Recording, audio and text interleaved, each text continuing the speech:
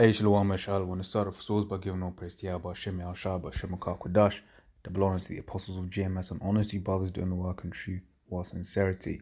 It's a quick one. I saw this quote here attributed to Steve Harvey. I don't know if he said it or not, but the quote is, is relevant, right? And it says, so I'll read it all. It says, Steve Harvey said this morning, if you're going through hell, keep going.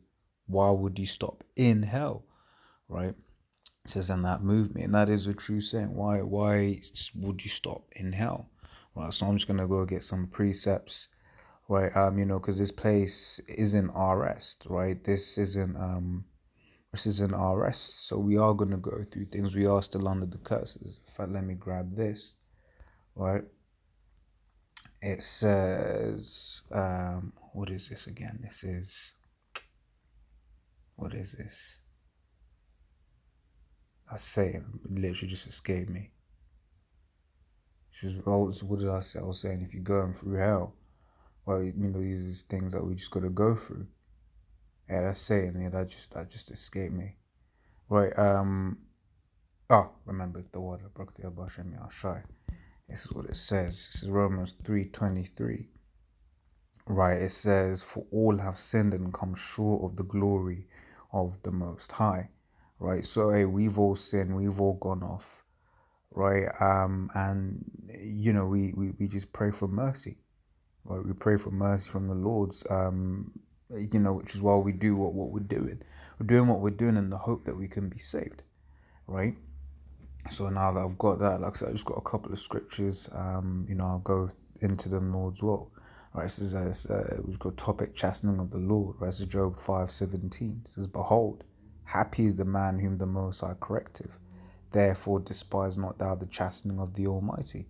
Right, so don't despise it. All right, end of the day, as we just read in Romans 3:23, all have sinned and come short of the glory of the Most High. All right, so when we're going through things like, hey, will I deserve it? It is what it is. All right. Even in fact, let me grab that in Job as well. Right. What does it say? It says, it's trying to mess up my brain. My brain's not working, man. It says, it's Job. Let me see. I know it says, speak, foolish women. This is like Job, the 2nd chapter. If I can spell. It's Job 2:10. It says, but he said unto her, thou speakest as one of the foolish women speak, as one of the foolish women speaketh. What? Shall we receive good at the hand of the Most High, and shall we not receive evil? In all this did Job sin? Did not Job sin with his lips? Right. So when you go through bad things, is what that's being given to you of the Most High. The Most High isn't just going to especially as we've all gone off, the Most High isn't just going to always be giving you good stuff all the time, right?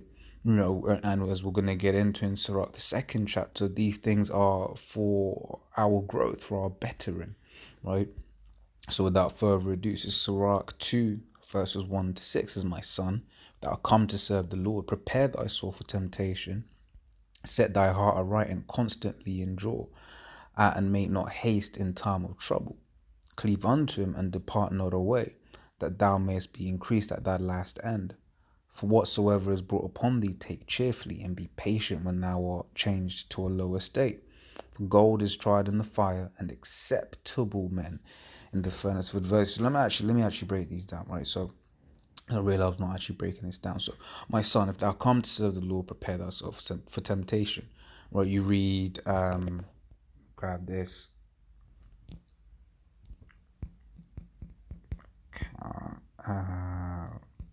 Cost. This is Luke 14:28. It says, which of you intending to build a tower sitteth not down first and counteth the cost, whether he have sufficient to finish it? Right. So when you are building building anything, first you got to sit down and say, can I, what will be required of me? And this is the same thing when we came into the street. The question that we had to ask ourselves is, what will be required of me, right? and our Lord requires us to put him first, right? To put him first and to continue in the things that that we've learned until the end, right? Otherwise, hey, that's our soul, right? So basically, if you come to serve the Lord, know that you're going to go through some stuff. Verse 2 says, set thy heart aright and constantly endure, right? And constantly endure. So that gives the image of it ain't just going to be one thing you got to endure. It's one thing, maybe a little bit of rest, then another thing. And then maybe no rest, then another thing, then another thing, and then maybe a little bit of rest, right? So constantly endure means you're gonna be, we will be taking shots all the time and having to basically learn how to shoulder roll them, right? It says, and make not haste in the time of trouble, right? So just because you're going through a bad time, right, not to make haste and just be like, oh no, I can't handle this. No, it's all for your bettering, right? It says, cleave unto him and depart not away, that thou mayest be increased at thy last end. Right, so the glory is at the last end, just like the Job story. And Job went through it all, but at his last end, he got everything back and then some. It says, cleave on, yes, I read that. It says, whatsoever is brought upon thee, take cheerfully, right? So if you go through anything, if we go through anything, we got to take it cheerfully, which at the time, might be hurting, man. And that's just the reals of the situation. At the time, we might be hurting, like real bad, but we've got to take it cheerfully, smile, and just know that the Lord has a plan, right? In fact, it's not in one of these precepts, but in verse 10, right? I believe it's verse 10. Yeah, verse 10. It says, "Whom hath the Lord?" Let me just read it, and I'll come back to it. It says, "Look at the generations of old and see. Did ever any trust in the Lord and was confounded, or did any abide in his fear and was forsaken? Or whom did he ever despise that called upon him?" Right? So you've got all of these different references in the scriptures where the Lord took care of his men, right? And those there isn't an account where the Lord forsook his men, right? But you might be like, oh, but some of the prophets died, yeah, but that wasn't the Lord forsaking them, right? That was, what do you call it? That was for the glory of the Most High. The scriptures also say, greater love hath no man than he laid down his life for his friend. You look at Yahushai, what do you call it? Yahushai died for our sins, right? And he in that life was blameless, right? So it says, Wisdom 3:1. It says, but the souls of the righteous are in the hand of the Most High, and they shall no torment touch them. Right, that's the precept, right? So no torment, is going to touch the souls of the Most High. So the souls of the righteous in the eyes of the Most High, right? It says, in the sight of the unwise, they seemed to die, right? So, for instance, when Yahushai was put to death, to the people that were there, he seemed to die, but that was just the beginning, right? So then their departure is taken from misery, and they're going from us to be utter destruction, but they're in peace. For instance, you read that in Job, the 3rd chapter, about how the spirit realm after you die is peace, right? And everyone goes there, right? Whether it's wicked kings or babies that are stillborn, all them spirits go there. All right, it says, for though they be punished in the sight of men, right, yet is their hope full of immortality, right? It says, and having been a little chastised, they shall be greatly rewarded, for the Most High proved them and found them worthy for himself. All right, it says, as gold in the furnace hath he tried them and received them as a burnt offering, right? So, when these men went through these things, they went through these things for the glory of the Lord, right? Which, in the eyes of the world, you might be like, but this, that, and the other. But hey, look, man, the Lord's ways aren't our ways, right? And the Lord always makes a way, to escape. So, in the moments you don't know, what with that particular individuals, is going through, but ultimately it's all for the glory of the Lord, right? And as we read in what do you call it? As we read in Sirach 2 and 3, right, it says, cleave unto him and depart not away, that thou mayest be increased at thy last end. Right, so the last end of that individual, all right, is joy. Look at Yahweh Shai. Right, he came as, in man's flesh, right, and then through his sacrifice, he basically did the greatest thing, right? He joined Israel back to Yahweh Hashem Yahweh Shai, right?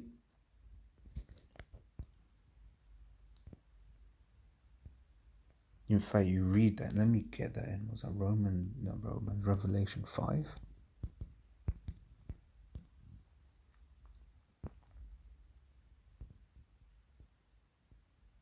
It's Revelation 5. I'm gonna start from the top. It says, and I saw in the right hand of him that sat on the throne a book written within and on the backside, sealed with 7 seals.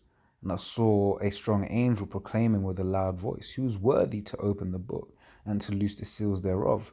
And no man in heaven nor on earth, neither under the earth, was able to open the book, neither to look thereon. Right, so I believe it's Daniel, the 12th chapter, where it says, Daniel, seal up the book. Right, so basically, so who's going to unseal the book? It says, and I wept much because no man was found worthy to open and to read the book, neither to look thereon. And one of the elders said unto me, weep not. Behold, the Lion of the tribe of Judah, the root of David, hath prevailed to open the book and to loose the 7 seals thereof. And I beheld, and lo, in the midst of the throne and of the 4 beasts, right, and in the midst of the elders stood a lamb as it had been slain, having 7 horns and 7 eyes, which are the 7 spirits of the Most High sent forth, what do you call it, into all the earth. It says 4 beasts, like the archangels Michael, Raphael, Gabriel, and Uriel. Lamb as it had been slain, that's at Yahweh Shai. The 7 horns represent a complete power. 7 eyes represents omniscience, right? Omni, all, science, to know, right? It says so an all-knowing. It says nothing could be hid from it, right? It says, and he came and took the book out of the right hand of him that sat upon the throne. And when he had taken the book, the 4 beasts and the 24 elders fell down before the Lamb, having every one of them harps and golden vials full of odors, which are the prayers of the saints. And they sung a new song, Thou art worthy to take the book and to open the seals thereof. For thou wast slain and hast redeemed us to the Most High by the blood out of every kindred and tongue and people and nation. Right. So through Yahweh's sacrifice, right? We just read there, right? They made a new song. They worship, right, and said, thou art worthy, right? And through Yahweh, the Israelites, no matter where they are, which is what it means there, but out of every kindred, tongue, people, and nation, right? The Israelites, out of all the places wherein they are scattered, right? The Lord has basically Yahweh Shai has basically joined us back unto the Lord, right? It says, and has made us unto our God kings and priests, right? And we shall reign on the earth. And I beheld, and I heard with the voice of many angels round about the throne, and the number of the beasts and the elders, right? So round about the throne and the beasts and the elders, and the number of them was 10,000 times 10,000 times 10,000 and thousands of thousands, right? Saying with a loud voice, worthy is the Lamb that was slain to receive power and riches and wisdom and strength and honor and glory and blessing, right? I'm just trying to see how much. Yeah, I'll just read the last 2 verses. Then every creature which is in heaven and on earth and under the earth, such as are in the sea and all that are in them, heard I saying, blessing and honor and glory and power be unto him that sitteth upon the throne, and unto the Lamb forever and ever. Right, and the 4 beasts said, Amen. Right, and the 24 elders fell down and worshipped him that liveth forever and worshipped him that liveth forever and ever, right? So through Yahweh's sacrifice, right, he at his last end he was increased, right? And you saw the the angels, right, in heavens were worshiping Yahweh, saying that he is worthy, right? So in the eyes of men, right, he seemed to die, right? But the Lord doesn't forsake his men, right? The Lord will always take care of his men, right? But so I'll grab these two last precepts. Wait, did I finish this? I don't know if I finished this. So I'll read verse 4. This is what do you call it? This is Sirach 2 and 4. It says, whatsoever is brought upon thee, take cheerfully and be patient when thou art brought to a low estate. Right? For gold is tried, and so when bad things happen, when you go through things, be patient, man. Right? It says, for gold is tried in the fire, and acceptable men in the furnace of adversity. Right? So when you're going through hell, these are the things that that build you up. Right? You learn from these things. Right? Says, believe in him and he will trust thee. Order thy way aright and trust in him. Right? It's 1 Corinthians 11 and 2. But when we are judged, we are chastened of the Lord, that we should not be condemned with the world. Right? So we are basically being chastened, right, of the Lord. Right? So in that, for instance, in the times to come, right, where certain experiences you need to have a certain experience, right, of basically, going through the time of Jacob's trouble, right? And the Lord's just gonna put the spirit in some men that come in the last hour to just endure, not take the chip, which is the mark of the beast, right? The RFID microchip is the mark of the beast, right? So the Lord's gonna put the spirit in those men not to take it, right? It says Hebrews 12. I believe I actually want to start a bit up. This is Hebrews 12 and 5. It says, and ye have forgotten the exhortation which speaketh unto you as unto children. My son, despise not thou the chastening of the Lord, nor faint when thou art rebuked of it. Right? So we gonna go through hell, right? But don't stop. Why stop? Why give up? Well, you're going for a little bit of hell. So you're gonna give up, and then now you're stuck in hell, right? Because this place is hell. Right, which is why we strive and we continue and do our best, right? So that what does the scripture say? Study to show thyself approved, right? So just doing what we got to do in the hope that we can be seen worthy, right, of salvation. Right, it says, for whom the Lord loveth, he chasteneth, and scourgeth every son whom he receiveth. If ye endure chastening, the Most High dealeth with you as with sons. For what son is he whom the Father chasteneth not? So if you don't go through things, right, then you ain't the son of the Most High, right? It says, but if ye be without chastisement, whereof all are partakers, then are ye bastards and not sons, right?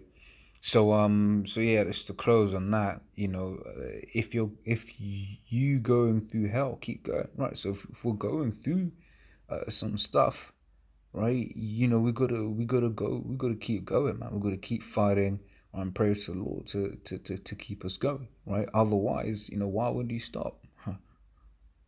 Why would you stop? Right. So as always, Lord's, what I was edifying, to the next time, I'm gonna say shalom.